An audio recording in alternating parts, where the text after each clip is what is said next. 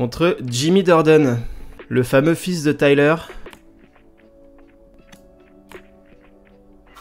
On va jouer le Yongsu, hein. Ensuite, on aura le monolithe. Et on va se garder un Cernunnos. Ok. Donc un deck avec l'Ouroboros. Si vous deviez ravitailler à la place, révélez les 2 premières cartes de votre deck, mettez-en une en réserve, défaussez l'autre. Ok, bon. Bon. Une version que je ne connais pas encore. On va voir ce que ça donne. Ah ouais, d'accord. Tu revendras rien. Abreuvé qui va dégager, on va poser le monolithe. On va se setup un peu, quoi. On espère juste qu'on va pas se le faire décharge de Kelowné. Ok, ça va. Est-ce qu'il joue sa Amelia à gauche? Ah non, il joue le récupérateur Axum, il a bien raison, il va falloir qu'il se défausse d'une carte de la réserve par contre. Qu'est-ce qu'il va défausser? Ah, bah le voilà le pignon. Ce pignon qui sera une 5-5-5, qu'on va pouvoir s'amuser à ancrer. Je vais dégager le Cernunnos, je vais garder ma base d'ancrage. Ah, il va se prendre un havre, j'imagine. Qu'il va rejouer derrière, donc il lui restera que 1, donc je pense qu'on peut venir essayer de contrer ici, hein. Ok. Bon, une 5-5-5 pour 4, en vrai, ça le fait. Puis, le pignon en rare, chez Teja, il est plutôt rentable, en vrai.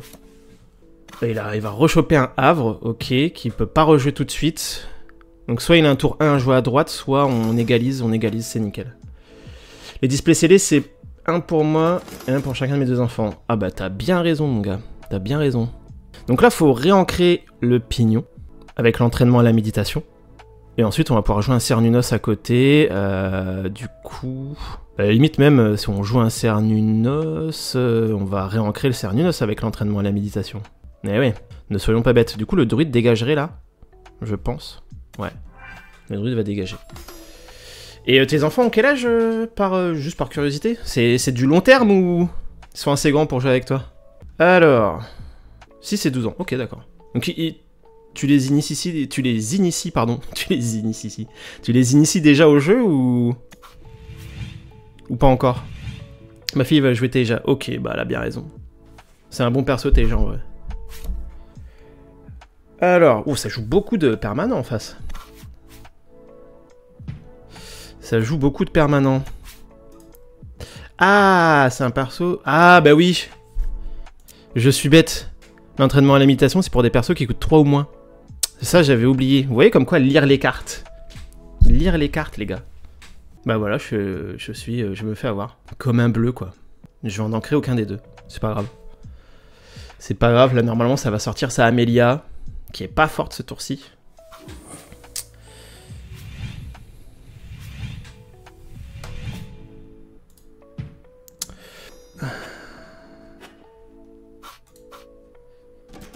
Allez hop, c'est banni ça. Hein. On veut pas de pub sur le... chat. Et du coup, c'est ta fille qui a 12 ans, c'est ça? Elle se débrouille déjà un petit peu ou... En fait, j'arrive pas à me rendre compte la compréhension qu'ont les enfants pour ce jeu, étant donné que je n'ai pas d'enfants. Et que j'ai pas encore pu tester ça avec mes nièces. J'arrive pas à me rendre compte un peu si c'est quand même bien friendly pour les gosses ou pas. 12 ans, c'est large. Ouais, ok. Ok. Du coup, en fait, le druide Muna, c'est plutôt fort pour réancrer derrière. Donc, je pense que l'entraînement à la méditation ici est pas forcément folichon. Parce que là, en fait, on va... Il va nous... Bon, peu importe ce qu'il nous défausse, en vrai. Là, on va sortir un Cernunnos. Cernunnos, j'aurais tendance à dire à gauche et druide Muna à droite. Ou alors, le Cernunnos, on va pouvoir l'ancrer avec la Parvati. Et ça, c'est cool. Ouais, on va faire ça plutôt.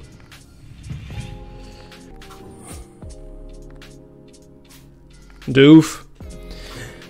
Totalement d'accord avec toi pour le coup.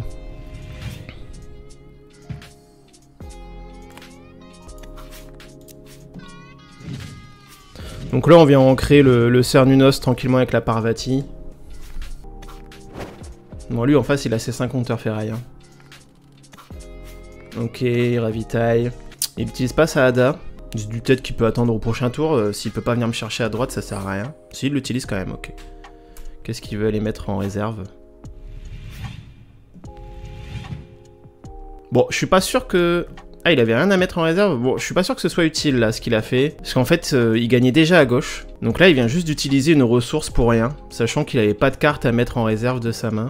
Ou en tout cas, il l'a pas fait. Il a décidé de pas utiliser l'effet. Il gagnait déjà, autant garder ça pour le prochain tour. Bon.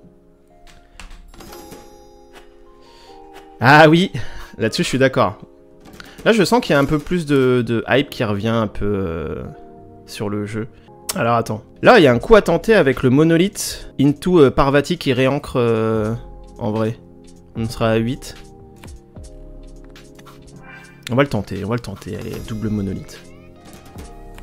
Ah, est-ce qu'on joue pas cette Parvati avant qu'il nous sabote? Ouais, c'est bien serré là. Est-ce qu'on joue la Parvati avant qu'il nous la sabote ou pas? Bon, allez, on va tenter, on va bien voir si ça passe.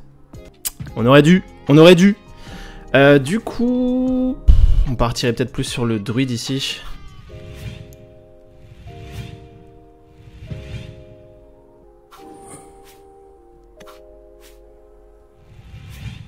Mais il a un nombre incalculable de permanents dans son deck, ce monsieur-là. Bon, clairement, on aurait dû jouer la Parvati avant et placer le monolithe après.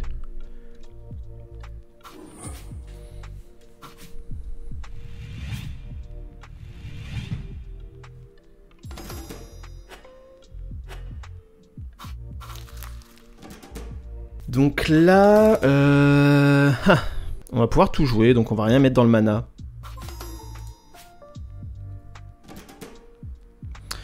Je vais faire Champignon Éternueur en premier, étant donné qu'il sera ancré et qu'il prendra les boosts. Ensuite Fille Yggdrasil, puis ensuite Yongsu.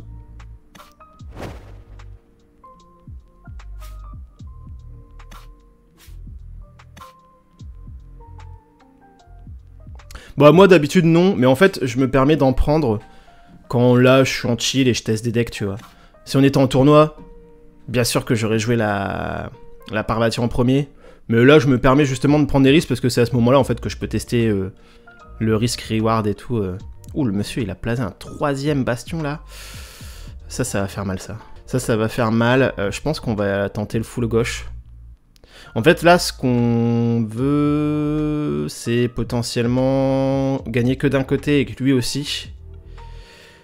Et profiter, en fait, de notre champignon qui sera ancré. Et potentiellement de notre Fille Yggdrasil qu'on va ancrer avec le druide. Pour aller au prochain tour. Oh là là là là. Bon, en gros, il va nous jouer ça. Donc ça, ce sera une 7-7-7, et ça, ce sera une 5-5-5. Ok. Le Yongsu à droite, il pourra gagner tout seul, donc je pense que je vais jouer la Fille Yggdrasil ici.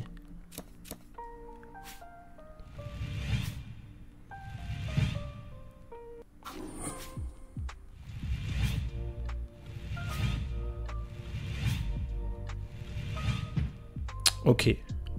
Donc là, si je le laisse gagner là... Ici, ce sera une 5-5-5, mon Yongsu, ce sera une 7-7-7. À la limite, j'ai même plutôt intérêt à ancrer le Yongsu. Plutôt que la Fille Yggdrasil. Surtout qu'après, si je gagne à droite, j'avancerai sur un côté où on joue que en flotte. Après, la Fille Yggdrasil, elle est forte ici, quoi qu'il se passe. Bon, on va jouer le Yongsu.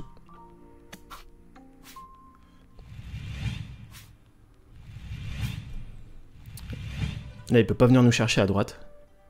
Avec sa Amelia. Et je pense que je vais ancrer le Yongsu. La triplette de Havre, en vrai, c'est très fort. Je pense pas que ce soit overkill. Parce que je l'ai déjà fait. Et franchement, ça peut te faire gagner la game. Il a raison. Et ce qui est bien, c'est qu'il a pas gagné. Et que du coup, on va pouvoir capitaliser là-dessus pour le prochain tour. Au prochain tour, il va perdre un Havre. Et nous, on a 2 cartes ancrées. On peut ressortir une Fille Yggdrasil de la réserve. J'ai confiance. J'ai espoir. Alors, 3 et 3 et 1 et 2. Bon, en fait, vu qu'on peut jouer nos 3 persos, on va clairement ne rien mettre en mana. Là, le but, c'est de gagner, donc... Ce Champlard qui vient se booster ici. La Fille d'Yggdrasil qu'on va venir jouer à gauche. Ah, quoique. Puis on va venir la jouer à gauche, la fille d'Yggdrasil, avant de se la faire saboter.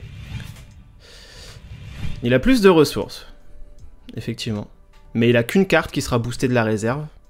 Sauf s'il fait son effet. J'ai pas l'impression qu'il joue des décharges de Kélon.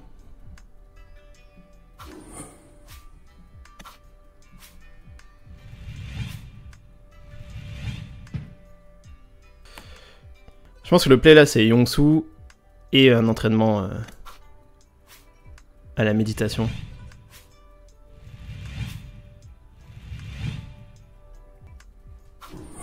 Ouais. Ah bah c'est les monolithes. Hein. On s'ancre la fille d'Yggdrasil, on est d'accord. Là les deux Yongsu ils vont retourner en réserve. Le Champlar aussi. Du coup, on dégagera le Champlar, on jouera le Vendangeur de notre main, on aura 2 plantes, on jouera les 2 Yongsu de la réserve. Je pense qu'on va le jouer comme ça. Du coup, je garde la fille d'Yggdrasil. En plus, c'est la carte la plus forte. Ça paraît plutôt pas dégueu, ouais. Après, Traced, c'est solide, hein. C'est hyper solide. Moi, j'adore les decks Traced. Enfin, j'adore le perso. C'est hyper fort en ce moment, Traced. Je pense que Traced, un bon deck Traced, ça rivalise avec un Sigismar. Hein. Pour le coup.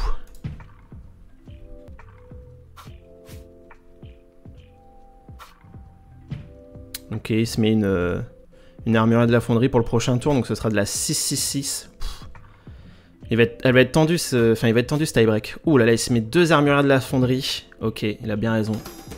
Prépare son prochain tour le monsieur. Hop. Et hop, hein. Du coup, 3 et 3, 7, 8. On va rien mettre étant donné qu'il peut nous saboter des cartes. Après, j'ai l'impression qu'il joue que avec les videuses. Il en a déjà eu 2 qui sont passés. Donc, à la limite, s'il nous sabote ça, 4, 3, on mettrait juste un Vendangeur. Ça vaudrait le coup. Ouais, mais le truc, c'est que les Vendangeurs, on peut en mettre 2 s'il nous sabote pas ces cartes-là. Bon, je vais prendre le risque de rien mettre. Vous savez quoi ? Mais là, le monsieur, ouais, il est vénère. Oh là là là là. Oh bon, bah il joue du brouilleur. Ok. Ok. Bon, bah je pense qu'on va la perdre. Hein. Je suis pas fort en maths. Bon, après, il s'enlève du coup une armure de la fonderie en ayant joué le brouilleur Axiom. Il va pas pouvoir jouer de deuxième... Enfin, il pourra pas jouer les 3, pardon. Bon là on va pas prendre de risque, on va jouer le Yongsu tout de suite.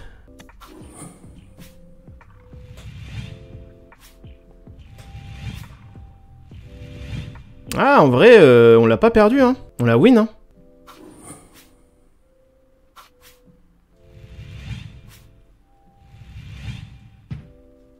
Bah c'est win hein, c'est GG hein, j'ai l'impression. On va se mettre une petite Parvati pour le sport quoi. On va se réancrer une fille d'Yggdrasil. Et B. Tendu cette game. Il a très bien joué. C'est un deck avec beaucoup de permanents quand même, je trouve. Je suis pas sûr qu'il faille autant de permanents dans ce deck là. Mais bien joué à lui, c'était bien tendu. Merci Dust, merci bien.